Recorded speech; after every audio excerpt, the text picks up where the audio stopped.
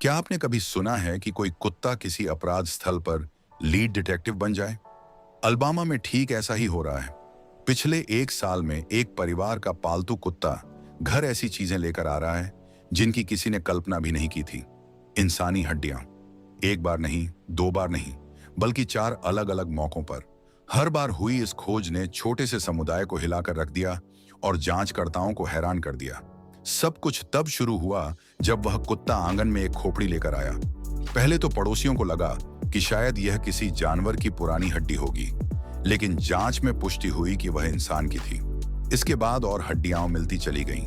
जांग की हड्डी, फीमर, पिंडली की हड्डी, टिबिया, यहां तक कि पसलियां भी, और हर बार अलग अलग समय पर। अब अधिकारियों का मानना है कि ये सभी अवशेष एक ही व्यक्ति के हैं, लेकिन यहीं से रहस्य और गहरा हो जाता है। इलाके में किसी भी गुमशुदा व्यक्ति की रिपोर्ट इन हड्डियों से मेल नहीं खाती।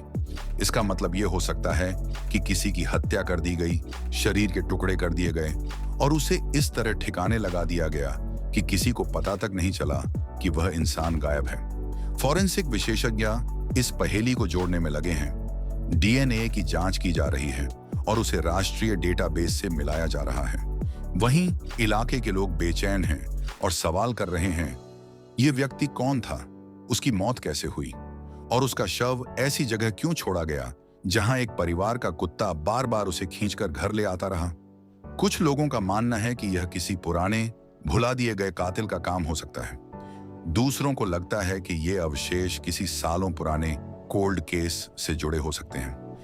लेकिन जब तक डीएनए का कोई पक्का मिलान नहीं हो जाता, तब तक पीड़ित की पहचान और उसकी मौत की कहानी एक डरावना रहस्य बनी रहेगी। फिलहाल एक बात तय है, इस कुत्ते ने सिर्फ हड्डियां नहीं खोजी हैं। शायद उसने एक ऐसे कत्ल को उजागर कर दिया है जिसे कोई बहुत मेहनत से दबाने की कोशिश कर रहा था। यह सिर्फ एक अपराध स्थल नहीं है, यह एक डरावनी याद दिलाने वाली कहानी है कि सबसे शांत कस्बों में भी सबसे अंधेरे राज आखिरकार सतह पर आ ही जाते हैं।